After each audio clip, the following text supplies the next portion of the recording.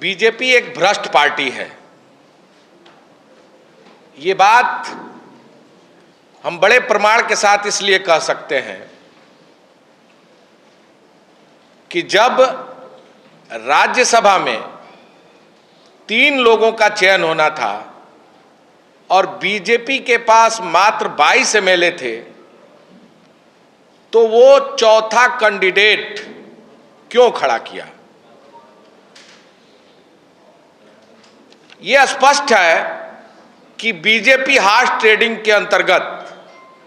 अपने चौथे कैंडिडेट को जिताने के लिए मुख्यमंत्री ऑफिस, तमाम तरह के करोड़ों रुपए के प्रलोभन और अन्य कई तरह के हथकंडे अपनाने का काम कर रही है। जो बीजेपी ने चौथा कैंडिडेट दिया है, उनका नाम दिलीप राय जी है। दिलीप राय जी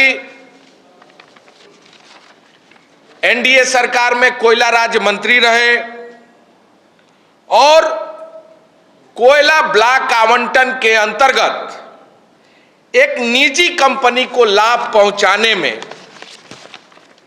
उन्होंने बहुत बड़ा स्कैम किया और उस स्कैम के अंतर्गत उनको 409, 420, 1988 धारा 13(1)D, 13(2) के अंतर्गत आरोप लगा।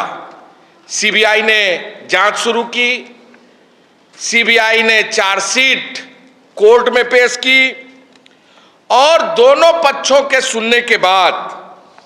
6 अक्टूबर 2020 को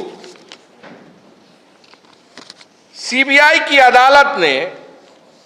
120(b), 409 आईपीसी के भ्रष्टाचार निवारण अधिनियम के अंतर्गत उनको दोषी पाया। 26 अक्टूबर 2020 को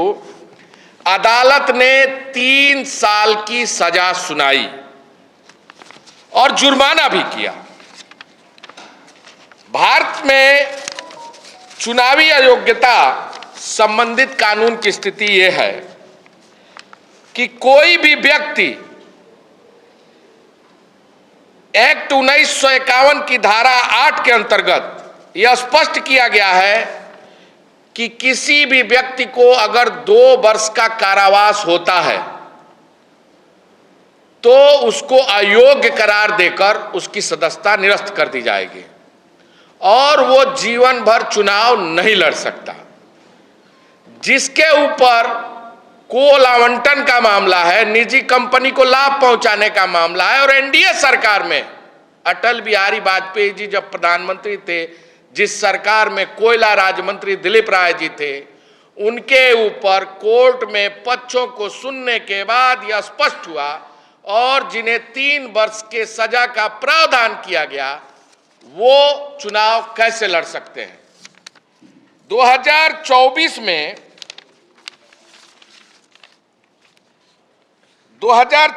में 8 अप्रैल को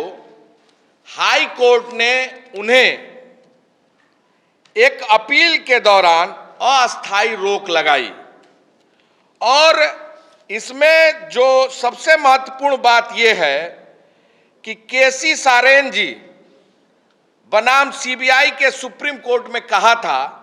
भ्रष्टाचार के मामलों में दोष सिद्ध पर रोक बहुत ही असाधारण परिस्थितियों में दी जानी चाहिए। सबसे महत्वपूर्ण विषय यह है कि सीबीआई, सुप्रीम कोर्ट इसके खिलाफ एसएलपी दाखिल क्यों नहीं किया। और दूसरा जो सबसे महत्वपूर्ण विषय यह है कि आखिर कौन सी ऐसी परिस्थिति है और कौन कौन लोग शामिल हैं जिसके नाते बीजेपी दिलीप राय जी को लगातार अपने पार्टी का मेंबर और आज उन्होंने कैंडिडेट के रूप में नामित करने का काम किया। यह स्पष्ट है, जो ये पूरी प्रणाली है, जो व्यवस्था है, वह भारतीय राजनीति के ऊपर और बीजेपी के ऊपर एक स्पष्ट संदेश देने का काम कर रही है कि बीजेपी भ्रष्टाचारियों के साथ खड़ी है,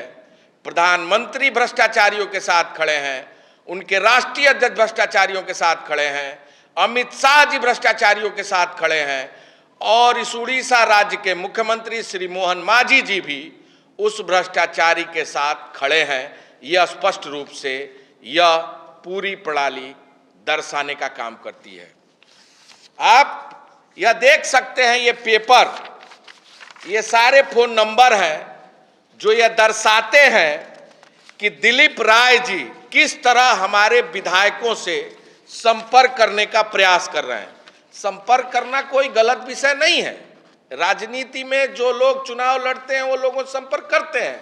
लेकिन ये चेक, ब्लैंक चेक क्या कहता है?